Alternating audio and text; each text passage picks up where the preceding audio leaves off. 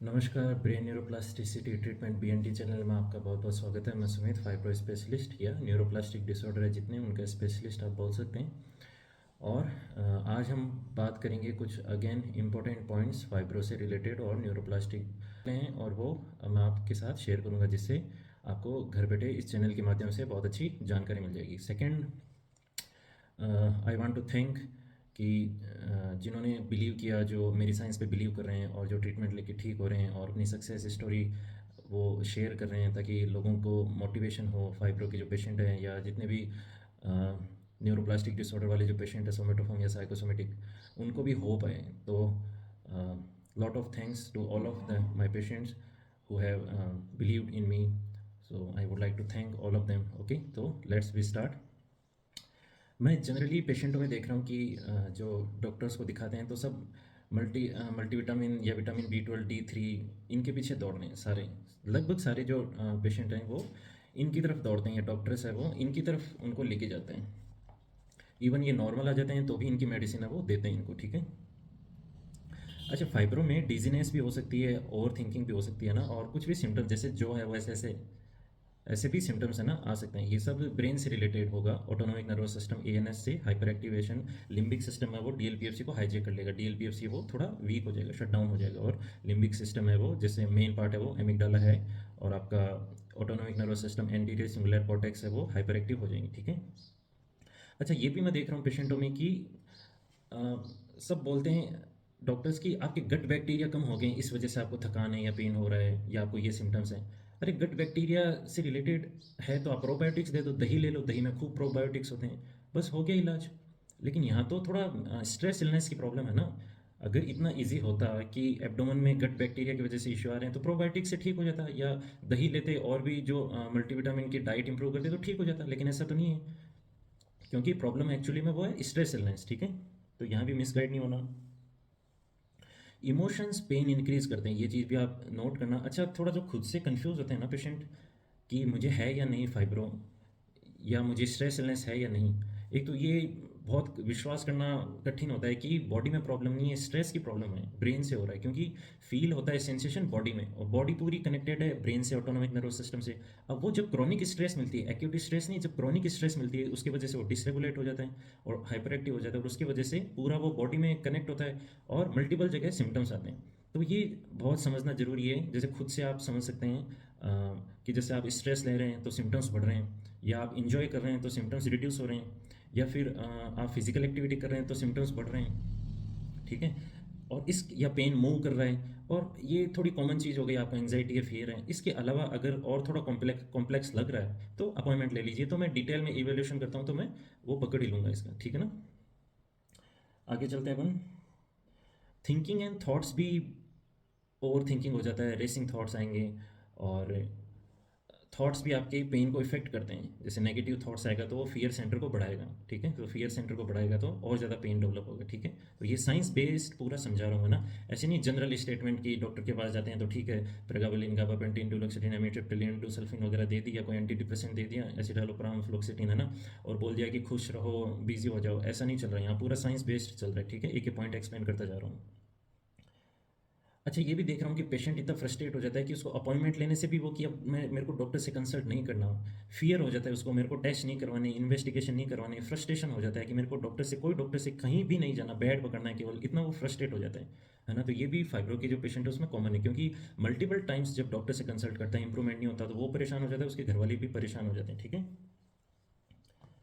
और अर्लियर जो fear of treatment है, किसी मैं पेशेंटों में की हिस्ट्री लेता हूँ तो ये भी देख रहा हूँ कि जब उनको कुछ बीमारी हो जाती है, XYZ, इवन फ्लू भी हो जाता है, तो वो उससे बहुत ज़्यादा घबराते हैं। तो बचपन से ही ऐसा होता आ रहा है, तो फियर है वो बढ़ता गया, और सेंसिटाइजेशन भी बढ़ता गया, और लेटर लाइफ में फाइब्रो होने के चांसेस बढ़ जाते हैं ना। और फिजिकल एक्टिविटी से भी सिम्टम्स बढ़ते हैं। अब डॉक्टर बोलता है फिजिकल एक्टिविटी करो, अब फिजिकल एक्टिविटी करेगा तो पेन बढ़ेगा, और उसके लिए डॉक्टर है वो ट्रामाडोल वगैरह, गाबापेंटिन या प्रेगाबलिन दे देते हैं, ठीक है। ट्रामाडोल ओपियोइड पेन किलर है, केवल एक्यूट केस केस के लिए दिया जाता है, क्रॉनिक केस में नहीं लेना चाहिए। अभी एक मेरा रिसेंट में पेशेंट है, मैं आपके साथ शेयर करना चाहता हूँ। बहुत हाई डोज में ट्रामाडोल दिया है, मतलब दिन में 3 बार, मतलब 200 mg 300 mg तक ट्रामाडोल दे दिया। बहुत हाई डोज होता है ये, इतना नहीं, और वो भी लंबे समय तक। अब इस ओपियोइड का एडिक्शन हो गया, तो वो डी एडिक्शन करना भी बहुत हार्ड होता है उसके लिए, ओपियोइड के लिए ना। तो यहाँ डायरेक्शन रॉन्ग हो गई तो और ज़्यादा नुकसान हो गया, ठीक है। और जब ट्रामाडोल लेंगे तो बाकी कोई एंटी डिप्रेसेंट काम ही नहीं करेगा, आप वो नंब हो जाएंगे, ठीक है। आपकी नेचुरल स्टेट नहीं रहेगी, है ना, आपकी केमिकल स्टेट आ जाएगी, ठीक है। और इसके साथ साथ मैं ये भी देख रहा हूँ कि कुछ है वो ट्रीटमेंट के लिए जब पेन से रिलीफ नहीं आता तो स्टेरॉइड की तरफ जाते हैं, तो हाई डोज में स्टेरॉइड लेते हैं तो कैल्शियम वगैरह बॉडी में और वेट बहुत बढ़ जाता है या बहुत कम हो जाता है, आइज़ वगैरह बहुत वीक हो जाती है, तो हार्ट पे भी इफेक्ट आता है, जीआई ट्रैक पे, यूरिन पे। तो स्टेरॉइड की तरफ भी नहीं जाना है बिल्कुल भी, ठीक है ना। स्ट्रेस इलनेस है, बॉडी फिट है, ठीक है। और आगे डीप में चर्चा करेंगे। और मैं देख रहा हूँ पेशेंटों में जितने भी फाइब्रो के पेशेंट हैं वो सेल्फ क्रिटिसाइजेशन की उनमें आदत, हैबिट हो जाती है, उनको पता भी नहीं चलता, वो सेल्फ क्रिटिसाइज करते जाते हैं कि मैंने ये गलत कर दिया, वो गलत कर दिया। अच्छा, सोशल स्ट्रेस है वो भी सिम्टम्स को बढ़ाता है, ठीक है। तो जो पेशेंट होता है वो सोशल स्ट्रेस को भी अवॉइड करना शुरू कर देता है, ठीक है। वो सोशल नहीं होना चाहता, आइसोलेशन में चला जाता है, और आइसोलेशन भी सिम्टम्स बढ़ाता है, ठीक है। वर्क स्ट्रेस मिल रही है, जॉब पे उसको स्ट्रेस मिल रही है, वो भी सिम्टम्स उसके बढ़ाते हैं, ठीक है। फाइनेंशियल स्ट्रेस हो गई, और जब ये फाइनेंशियल स्ट्रेस होती है तो अगेन सेम की सिम्टम्स उसके बढ़ेंगे, ये भी काइंड ऑफ स्ट्रेस है, ठीक है।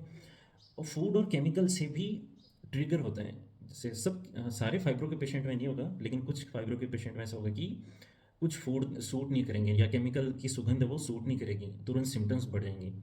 तो इसका स्ट्रॉन्ग इंडिकेशन है कि वो ब्रेन से हो रहा है। और जनरली डॉक्टर क्या बोलते हैं कि अभी रिसेंट में इससे रिलेटेड आपको एक थोड़ा सा पॉइंट बताता हूँ कि एक डॉक्टर थे, तो उनका जो लड़का था उसको दूध, जब भी वो मिल्क पीता था, दूध पीता था, तो उसको वॉमिटिंग हो जाती थी। तो सोनोग्राफी वगैरह करवाई डॉक्टर्स ने और बोला कि इसको ये दूध का, मिल्क का इंटॉलरेंस है, ठीक है। और जब मैं वहाँ था तो बच्चे से मैंने बात की, तो बच्चे ने कहा कि सर मुझे पता नहीं क्या है, स्मेल, दूध की स्मेल से और ऐसे ऐसे चिड़चिड़ापन सा लगता है और फियर लगता है मुझे कि यार वॉमिट हो जाएगा, तो मैं इसको पीता ही नहीं हूँ, और थोड़ा सा पीते ही वॉमिट हो जाता है। देन मैंने उसको कहा कि आपको एक्चुअली में ये, मैंने उनके जो फादर थे जो डॉक्टर, उनको भी बोला कि आप सब एब्डोमिनल की तरफ ही क्यों ध्यान दे रहे हो, ऑटोनोमिक नर्वस सिस्टम नहीं जुड़ा क्या।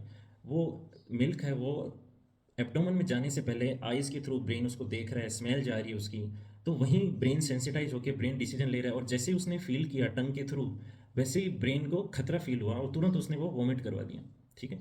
तो मैंने उनको ये कहा कि यहाँ आप इसको ऐसे ट्रेनिंग दो, एक चम्मच दूध है उसको थोड़ा थोड़ा, और दूध से डरना नहीं, ठीक है। उसको कॉन्फिडेंस के साथ engage in triggering activity with confidence, ठीक है।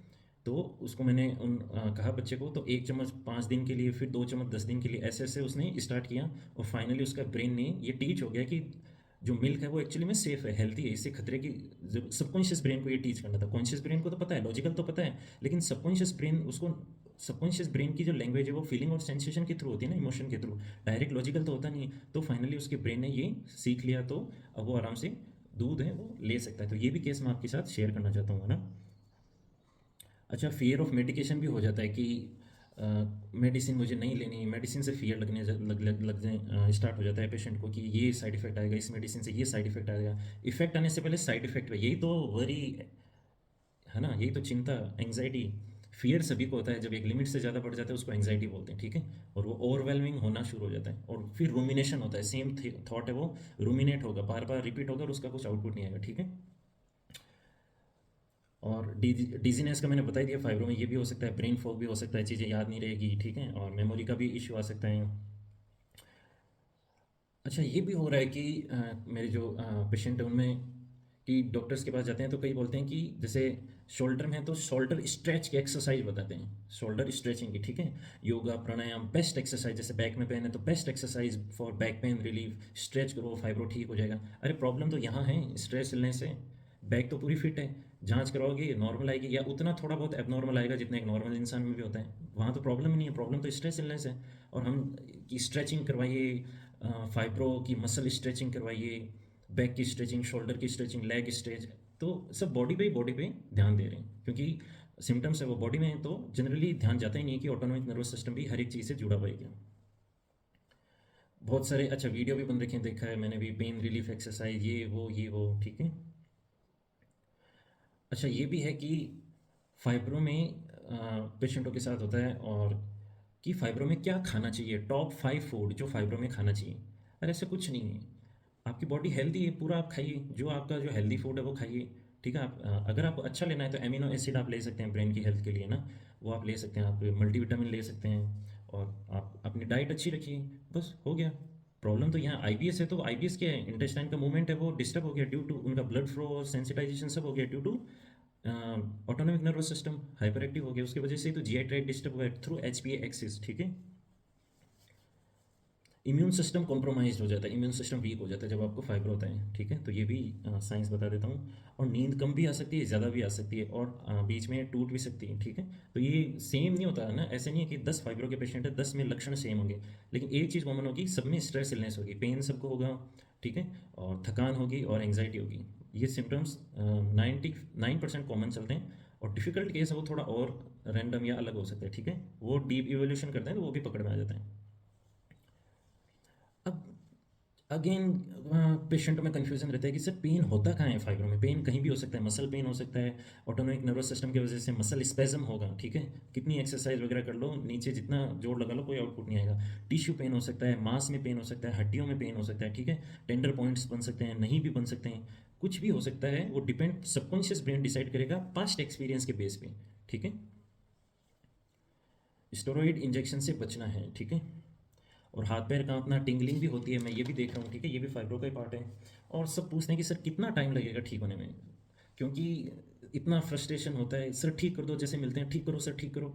सबका ये क्वेश्चन होता है कि सर कितना टाइम ठीक होने में लगेगा। ये डिपेंड करता है कि आपको साइंस कितनी समझ में आ रही है, आपके इंटेलिजेंस लेवल कैसा है, और आप जो मेरी ट्रेनिंग है उसको कैसे फॉलो कर रहे हैं, आपको मेरी ट्रेनिंग पूरी समझ में आ गई, आप उसको अप्लाई कैसे कर रहे हैं, आप माहौल कैसा है आपके आसपास, उस पर डिपेंड करता है। जो सारे फैक्टर हैं वो सब मिला के डिपेंड करेंगे कि आपकी रिकवरी कितनी फास्ट होगी। एक चीज़ और क्लियर कर देता हूँ मैं, fibro is not a 100 metre race, ठीक है। ये एक मैराथन है, नए तो ईजिली होता है, ठीक है, और नए इजीली वापस ठीक होता है। रिट्रेन करने में ब्रेन न्यूरोप्लास्टिक है, थोड़ा टाइम लगेगा, लिटिल बिट लिटिल, ऐसे कंसिस्टेंसी चाहिए, रिपीटेशन चाहिए, तब जाके आउटपुट आता है, ठीक है।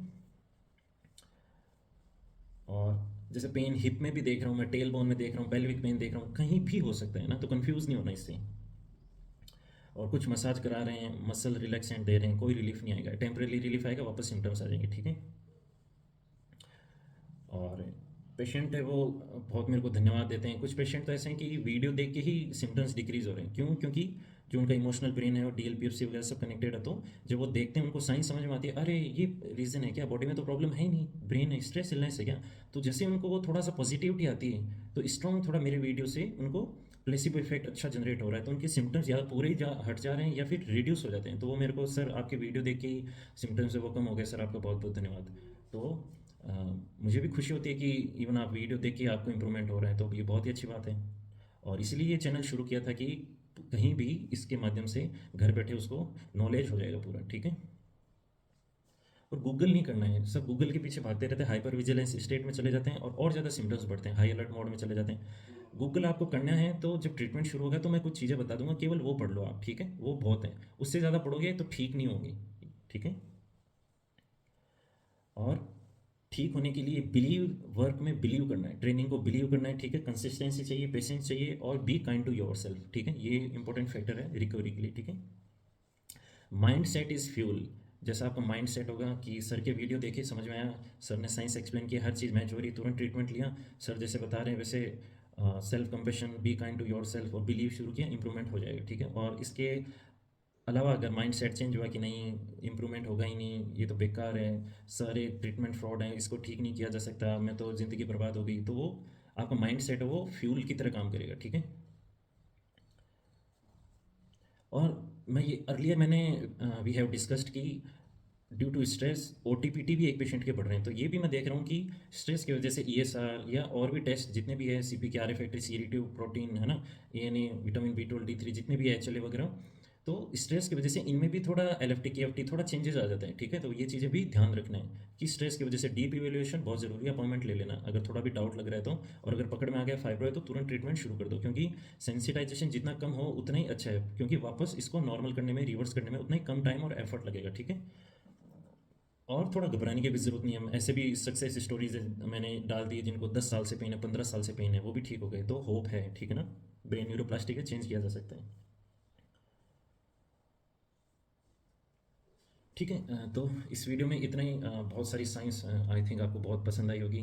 जानकारी बहुत घर बैठे आपको इस वीडियो के माध्यम से मैं कोशिश कर रहा हूँ ईजी लैंग्वेज में पॉइंट निकाल के और पेशेंटों को आराम से ये जानकारियाँ समझा दूँ ताकि इनको घर बैठे नॉलेज हो जाए और वो स्टेरॉइड या सर्जरी वगैरह जो भी गलत डायरेक्शन में नहीं जाए, उनसे बचाया जा सके और जल्दी से जल्दी ट्रीटमेंट शुरू हो जाए, सेंसिटाइजेशन को जल्दी से जल्दी रोकें और वापस रिवर्स कर लें।